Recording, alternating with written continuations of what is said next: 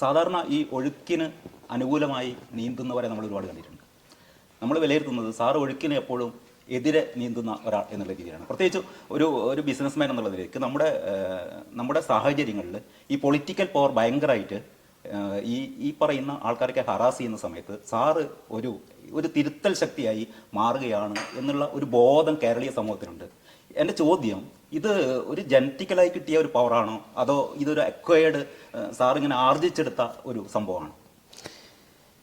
എൻ്റെ അച്ഛൻ്റെ കൂടെയാണ് എൻ്റെ ഈ പഠനം മുഴുവൻ നടന്നത്. കാരണം സ്കൂളിലും കോളേജിലും പഠിച്ചതിനേക്കാൾ ഉപരിയായിട്ട് എൻ്റെ വിദ്യാഭ്യാസം എന്ന് പറയുന്നത് എൻ്റെ അച്ഛൻ്റെ കൂടെ ഞങ്ങളുടെ ഫാക്ടറികളിൽ പ്രായോഗികമായിട്ടുള്ള പഠനമായിരുന്നത്. അപ്പോൾ എൻ്റെ അച്ഛൻ എപ്പോഴും ഇതുപോലെ തന്നെയാണ്. ഏതൊരു അനീതി കണ്ടു കഴിഞ്ഞാലും അതിനെതിരെ ശബ്ദമുയർത്തുന്ന ഒരാളായിരുന്നു. ഒരിക്കലും ഒരു അനീതിക്ക് എതിരെ കണ്ണടയ്ക്കുന്ന ആളല്ലായിരുന്നു. അതിന് ഇപ്പോൾ ഒരു ഉദ്യോഗസ്ഥൻ വന്ന് എനിക്ക് ഇത്ര പണം കൈക്കൂലി വേണം എന്ന് പറഞ്ഞു കഴിഞ്ഞാൽ അപ്പോൾ ഗെറ്റ് ഔട്ട് അടിക്കും, നിയമപരമായിട്ടുള്ള നടപടി സ്വീകരിക്കും.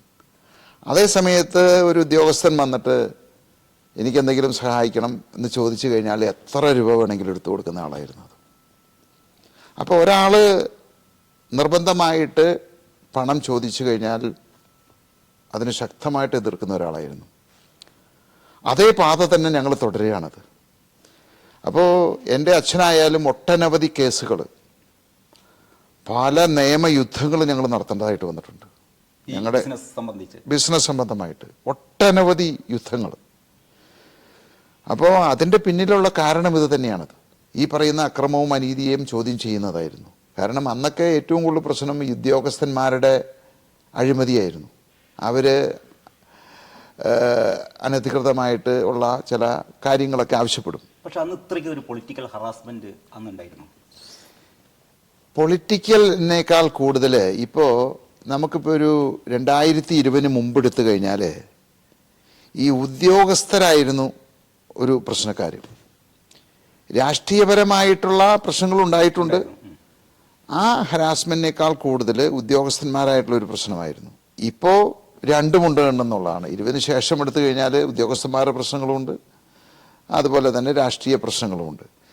അപ്പം അതിനെയൊക്കെ ആരെതിർത്ത് കഴിഞ്ഞാലും അതിനെ ശക്തമായിട്ട് എതിർത്ത് നിയമത്തിൻ്റെ മുമ്പിൽ കൊണ്ടുവന്ന് അങ്ങനെ വലിയ വലിയ നിയമയുദ്ധങ്ങൾ, ചിലപ്പോൾ 2000 രൂപയ്ക്ക് തീരുന്ന ഒരു കേസായിരിക്കും. ഒരാൾ വന്ന് കൈക്കൂലി ചോദിക്കുന്നത് 2000 രൂപയായിരിക്കും. ആ 2000 രൂപയ്ക്ക് വേണ്ടിയിട്ട് 20 ലക്ഷവും 30 ലക്ഷമൊക്കെ മുടക്കിയ സംഭവങ്ങളുണ്ടായിട്ടുണ്ട്.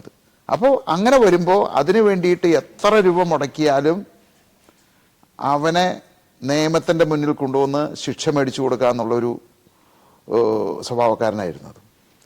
ഇന്ന് അതേ പാത തന്നെ ഞങ്ങൾ കണ്ടുപഠിച്ചു, അത് തന്നെ തുടരുന്നു. അപ്പോൾ ഇത് ഒരു ജനറ്റിക്കലായിട്ടും കൂടെ അക്വയർഡ് ആയിട്ടുള്ള രണ്ടു കൂടിയും ഒരു സമ്മിശ്രമാണ് നമ്മളിപ്പം കാണുന്ന സാബു എം ജേക്കബിന്റെ ഓരോ പ്രവർത്തനത്തിലുള്ള നമുക്ക് ഒരു വിലയിരുത്താം അല്ലേ?